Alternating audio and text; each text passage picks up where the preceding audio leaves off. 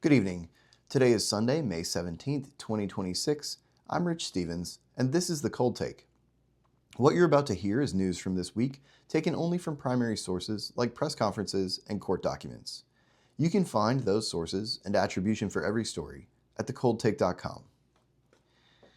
We begin in Beijing, where President Trump met Chinese President Xi from the 13th through the 15th, the first presidential visit to China in 9 years.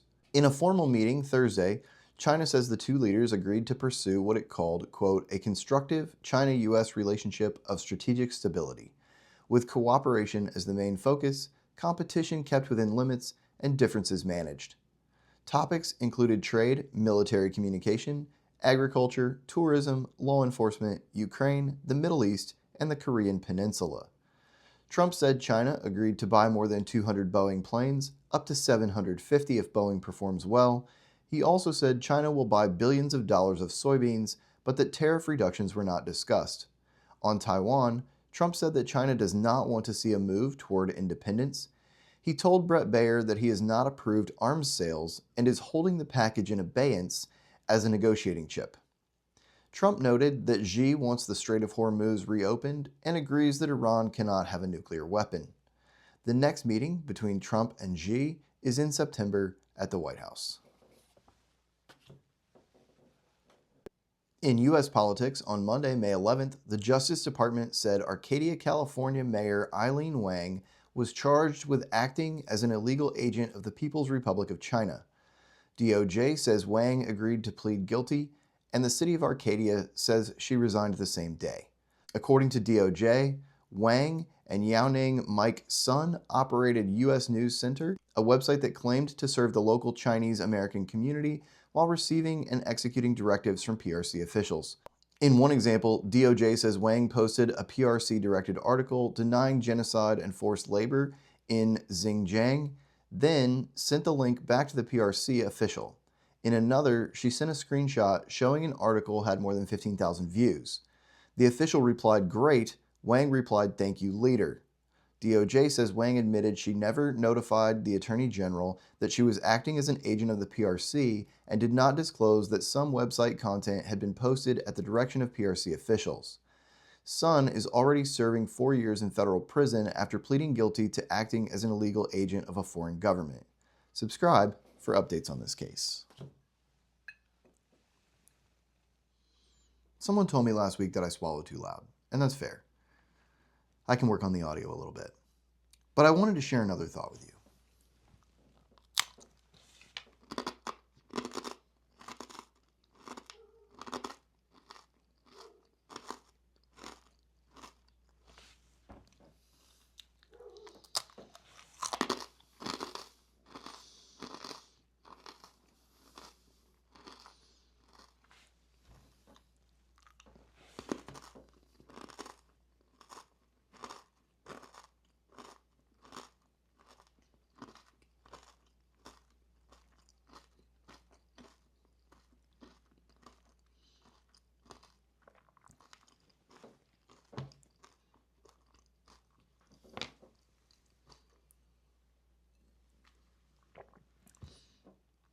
Click like and subscribe for humor drier than that cracker.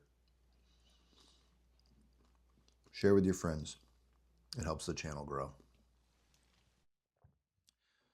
On Thursday, May 14th, the Supreme Court ruled unanimously that federal law does not automatically block state negligent hiring lawsuits against freight brokers who arrange truck transportation with unsafe carriers. The case began after Sean Montgomery's leg was amputated following a crash in Illinois involving a truck driven for Caribe Transport 2. Montgomery sued C.H. Robinson, the freight broker that coordinated the shipment, alleging it negligently hired a carrier with a conditional federal safety rating and safety deficiencies. The court said the Federal Aviation Administration Authorization Act generally preempts state laws related to trucking prices, routes, and services, but it includes a safety exemption for state authority, quote, with respect to motor vehicles. Justice Amy Coney Barrett wrote that requiring a broker to use ordinary care in selecting a carrier concerns motor vehicles, including trucks used to transport the goods. The ruling does not find that C.H. Robinson is liable, but it does allow Montgomery's lawsuit against the company to go forward. Moving over to current events, Oneida police in Wisconsin say 4 adults were arrested after a 14-year-old girl was found gravely ill and weighing only 35 pounds. Police said Walter Goodman, Savannah Lefevre, and Kayla Stimler were charged with chronic child neglect, and Melissa Goodman was in custody and expected to be charged later in the week. A criminal complaint against Walter Goodman says the girl lived in a trailer in Oneida with Goodman, her stepmother Melissa, adult stepsister Savannah Lefevre, Lefevre's partner Kayla Stimler, and a stepbrother. The complaint says she had severe malnutrition, signs of multi-organ dysfunction, visible ribs and spine, protruding hip bones, and no in-person school since the COVID shutdown. The complaint says Melissa and Savannah were, quote, extremely obese to the point of being nearly bedbound, while the 14-year-old weighed 35 pounds. It also cites a witness who said Walter told him, quote, if she misbehaves, I'm not going to feed her today. And also, quote, I keep her locked up in her bedroom with a camera on her, and that's where she stays.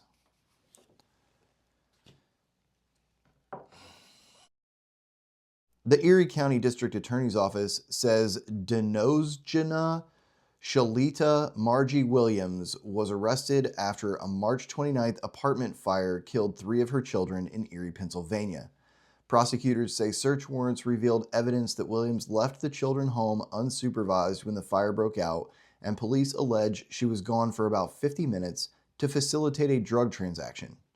Williams is charged with third-degree murder, endangering the welfare of children, aggravated assault, and reckless endangerment. She was denied bail after a May 8th preliminary arraignment.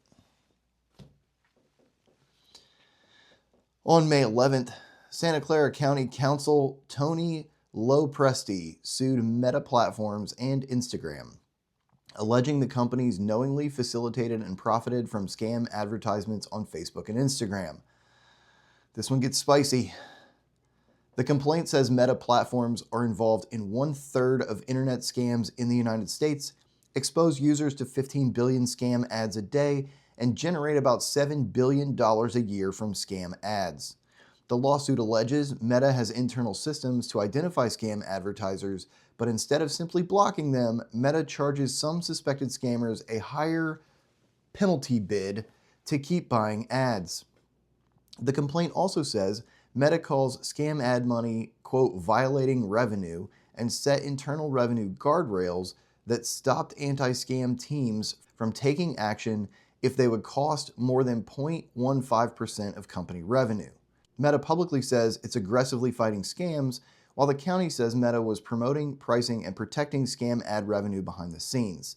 Santa Clara County is seeking an injunction, restitution, civil penalties, and enhanced penalties for conduct affecting seniors or disabled people. On Monday, May 11th, Cambridge police in Massachusetts said 46-year-old Tyler Brown opened fire on traffic on Memorial Drive. 2 men were shot and hospitalized with life-threatening injuries. Brown was confronted by a Massachusetts state trooper and a legally armed civilian, both of whom discharged their weapons. Brown was hit multiple times, treated at the scene, taken to a Boston hospital, and held in custody. Investigators say that more than 60 rounds were fired. Brown is expected to be charged with 2 counts of armed assault with intent to murder and firearms offenses.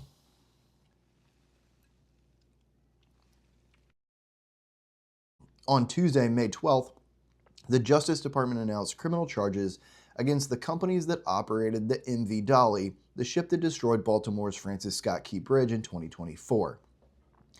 DOJ says Synergy Maritime Partnership Limited, and 47-year-old technical superintendent Radrakashanam Karthish Nair are charged with conspiracy, failing to report a known hazardous condition to the Coast Guard, obstruction, and false statements. The 2 companies also face environmental charges tied to pollutants discharged into the Patapsco River. The indictment alleges the Dolly lost power twice in 4 minutes while leaving the port of Baltimore. DOJ says the first blackout was likely caused by a loose wire, and the second came after the ship relied on a flushing pump that was not designed to restart after a blackout. Prosecutors say if the proper fuel supply pumps had been used, the ship would have regained power in time to pass under the bridge. The crash killed 6 construction workers, destroyed the bridge, closed the port of Baltimore, and DOJ says the economic damage is at least $5 billion from a loose wire. On Tuesday, May 12th, the Coast Guard and Air Force rescued 11 Bahamian adults after a civilian plane went down about 80 miles off Melbourne, Florida. The Coast Guard says an emergency locator signal alerted watchstanders around 11 a.m., and rescue crews found the survivors in a life raft near the downed aircraft. The Air Force says a 920th Rescue Wing helicopter crew was already airborne on a training mission when it was redirected to the rescue. The crew hoisted 11 survivors from the life raft and flew them to Melbourne-Orlando International Airport, where they were reported in stable condition. The plane reportedly left Marsh Harbor, Bahamas for Freeport and experienced engine failure. Bahamian authorities will investigate the cause. You can click subscribe if you want updates.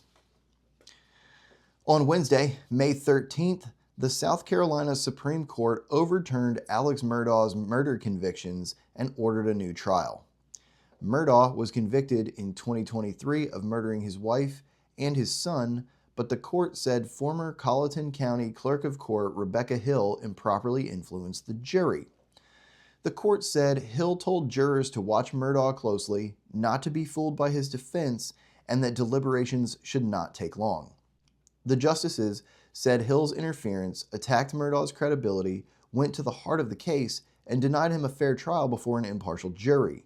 The court also gave guidance for the retrial, saying if prosecutors use Murdaugh's financial crimes evidence again, they must present it efficiently and avoid lengthy, inflammatory details with little or no probative value. South Carolina Attorney General Alan Wilson said his office disagrees with the decision and will retry Murdaugh as soon as possible. Murdaugh will remain in prison for his financial crimes convictions, and you can click subscribe if you want updates on this case.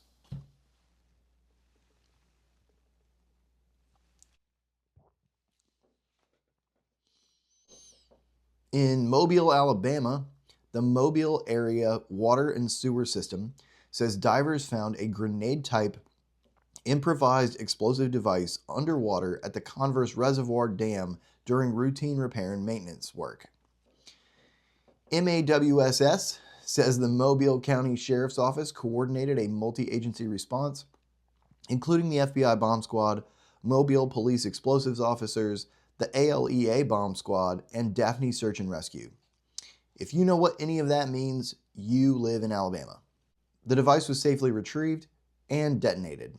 MAWSS Director Bud McCrory called it a, quote, unprecedented threat and said the reservoir and dam are federally designated critical infrastructure. No suspect or motive has been announced. On Friday, May 15th, Manhattan District Attorney Alvin Bragg said Harvey Weinstein's latest New York trial ended in a mistrial. This was the third trial involving Jessica Mann and a third-degree rape charge from 2013. Weinstein was convicted on that count in 2020, but the New York Court of Appeals overturned the conviction in 2024, ruling that the trial court improperly allowed testimony about uncharged alleged prior acts and other alleged misconduct. In 2025, Weinstein was retried in New York. A jury convicted him of criminal sexual act in the first degree for sexually assaulting Miriam Haley, acquitting him on a separate charge, and deadlocked on the Jessica Mann count. That count was tried again, and this week it ended in another mistrial. Bragg said his office will consider next steps after consulting with Mann and considering Weinstein's pending sentencing from last year's conviction. Weinstein has also been convicted in California. A Los Angeles County jury convicted him in 2022 of forcible rape, forced oral copulation, and sexual penetration by a foreign object stemming from an assault of a woman in February of 2013. A Chinese-American accounting professor at Southern Methodist University is suing the school, alleging SMU discriminated against non-Indian faculty in tenure decisions. Wang is an assistant professor of accounting at SMU's Cox School of Business. In his complaint, he alleges SMU discriminated against him based on race, ethnicity, ancestry, and national origin, and then retaliated when he objected. Wang says Cox's tenure standard called for at least 4 top-tier publications.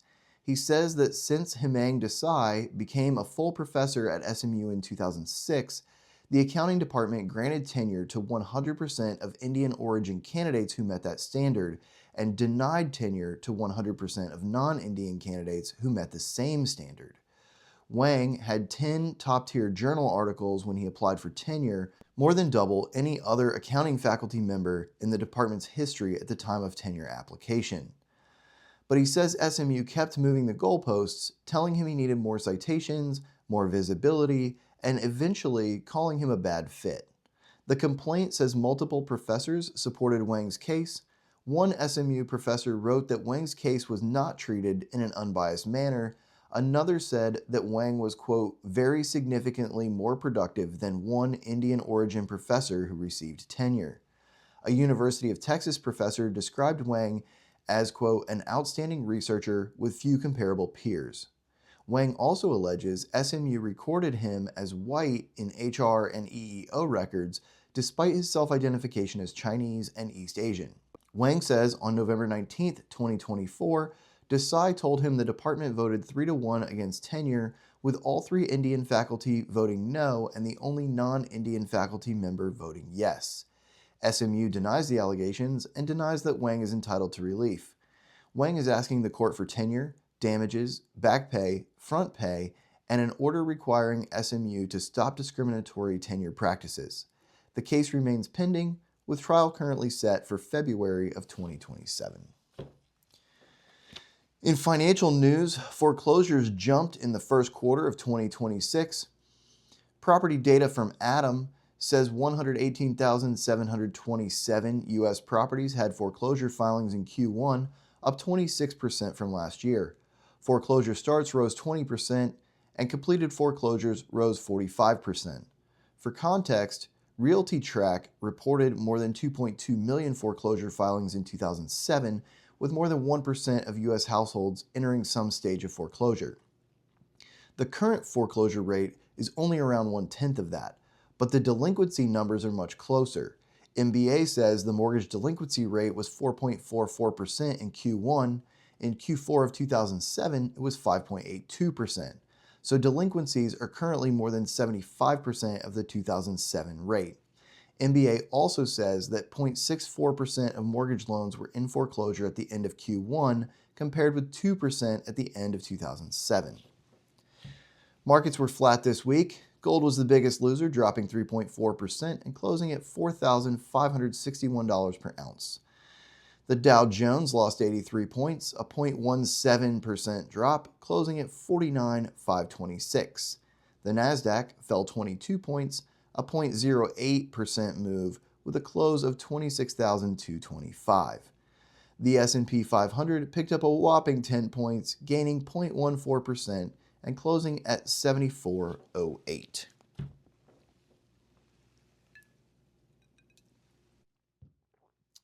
And in sports, the Stanley Cup Western Conference Final is set between the Colorado Avalanche and the Las Vegas Golden Knights. The Hurricanes swept the Flyers in the second round and will face either the Sabres or the Canadiens in the conference final series. The NBA playoffs are down to 5 teams. In the West, the Thunder swept the Lakers and now face the Spurs, who beat the Timberwolves 4-2 in a best-of-7 series. In the East, the Knicks swept the 76ers and await Game 7 between the Pistons and the Cavs.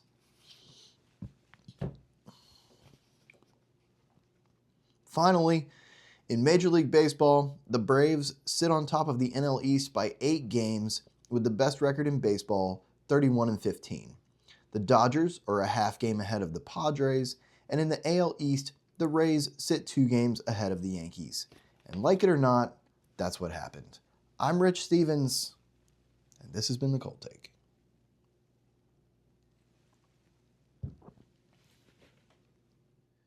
Imagine the HR meeting where a loose wire caused $5 billion in damage, destroyed a bridge, and killed 6 people. Not looking good.